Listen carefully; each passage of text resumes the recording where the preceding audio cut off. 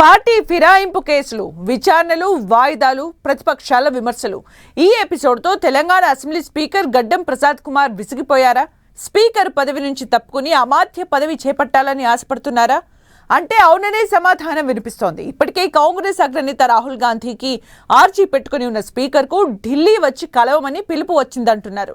మంత్రివర్గంలో బెర్త్ ఆశిస్తున్న గడ్డం ప్రసాద్కు హస్తిన నుంచి పిలుపు రావడం వెనుక ఆంతర్యం ఏంటి? త్వరలో క్యాబినెట్ షఫ్లింగ్ ఉంటుందా? గడ్డం ప్రసాద్కు బెర్త్ పక్కానా?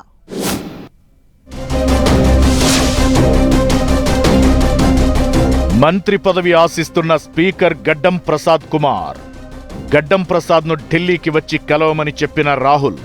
స్పీకర్ను రాహుల్ ఢిల్లీకి ఎందుకు పిలిపించారన్న దానిపై చర్చ. అమాత్య పదవి కోసం ప్రసాద్ రాహుల్కు అర్జీ పెట్టుకున్నారా? ఎమ్మెల్యే ఫిరాయింపుల కేసు విచారణతో స్పీకర్ విసిగిపోయారా?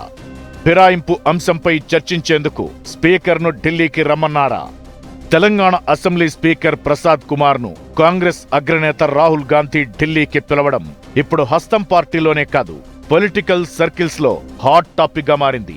మొన్న వికారాబాద్ లో పర్యటించిన రాహుల్ గాంధీ స్థానిక ఎమ్మెల్యే అసెంబ్లీ స్పీకర్ గడ్డం ప్రసాద్ కుమార్ ను ఢిల్లీ వచ్చి కలవమని చెప్పారట.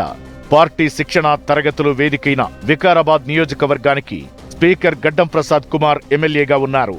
దీంతో ఆయన రాహుల్ గాంధీకి స్వాగతం పలకడంతో పాటు వీడ్కోలు చెప్పేందుకు హెలిప్యాడ్ దగ్గరికి వెళ్లిన సందర్భంగా ప్రసాద్ కుమార్ తో మాట్లాడిన రాహుల్ ఢిల్లీకి వచ్చి కలవమని ప్రత్యేకంగా చెప్పారని తెలుస్తోంది. స్పీకర్ ప్రసాద్ కుమార్ ను రాహుల్ గాంధీ ఎందుకు ఢిల్లీకి పిలిచారన్న దానిపై గాంధీ భవన్ వర్గాల్లో రకరకాలుగా చర్చ జరుగుతోంది. కాంగ్రెస్ పార్టీ అగ్రనేత, అందులోనూ లోక్సభలో ప్రతిపక్ష నేత అయిన రాహుల్ స్వయంగా ఢిల్లీ రమ్మని స్పెషల్ గా స్పీకర్ ప్రసాద్ కుమార్ ను పిలిచారంటే సంథింగ్ ఈజ్ దేర్ అన్న టాక్ వినిపిస్తోంది. ఏదో బలమైన కారణం లేకుండా రాహుల్ ఎవరిని ఢిల్లీకి వచ్చి కలవాలని చెప్పరని, అలాంటిది స్పీకర్ పదవిలో ఉన్న ప్రసాద్ కుమార్ ను హస్తనకు రావాలని పిలిచారంటే ఖచ్చితంగా ఏదో ఉందని హస్తం పార్టీ నేతలు చర్చించుకుంటున్నారు.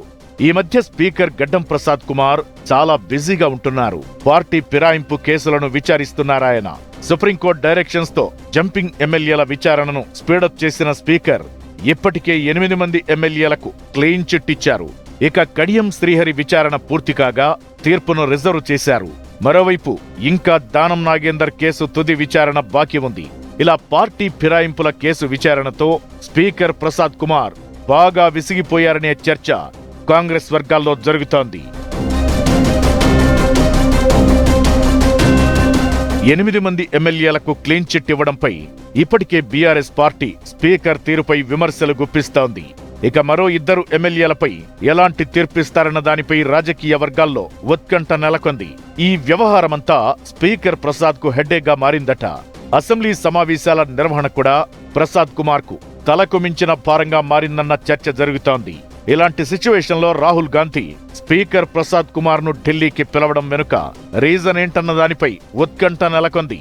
పార్టీ మారిన ఎమ్మెల్యేల అనర్హత పిటిషన్స్ పై విచారణ క్లైమాక్స్ కు చేరుకున్న నేపథ్యంలో ఈ అంశంపై చర్చించేందుకు పిలిచి ఉంటారా అన్న దానిపై గాంధీ భవన్ వర్గాల్లో చర్చ జరుగుతోంది.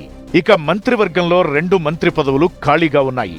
అమాత్య పదవుల కోసం చాలా మంది ఆశలు పెట్టుకోగా అందులో ఉమ్మడి రంగారెడ్డి జిల్లా నుంచి ఇబ్రహీంపట్నం ఎమ్మెల్యే మల్రెడ్డి రంగారెడ్డి రేస్లో ఉన్నారు. స్పీకర్ గడ్డం ప్రసాద్ కుమార్ కూడా మంత్రి పదవి ఆశిస్తున్నారట. గతంలో మంత్రివర్గ విస్తరణ జరిగినప్పుడు ప్రసాద్ కుమార్ హైకమాండ్ కు లేఖ రాశారు.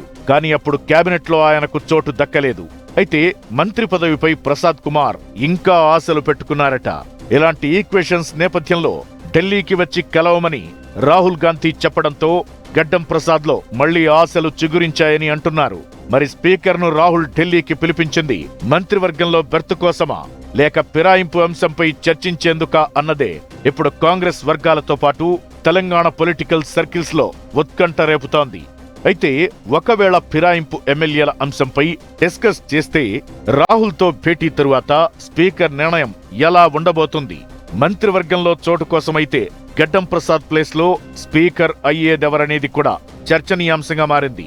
ప్రసాద్ కుమార్ ను క్యాబినెట్ లోకి తీసుకుంటే ఇప్పటికే మంత్రివర్గంలో ఉన్న 3 ఎస్సీ ఎమ్మెల్యేల్లో ఒకరికి స్పీకర్ పదవి కట్టబెట్టే అవకాశముందంటున్నారు. రాహుల్ తో స్పీకర్ భేటీ తరువాత ఏం జరగబోతోందో వేచి చూడాలి మరి.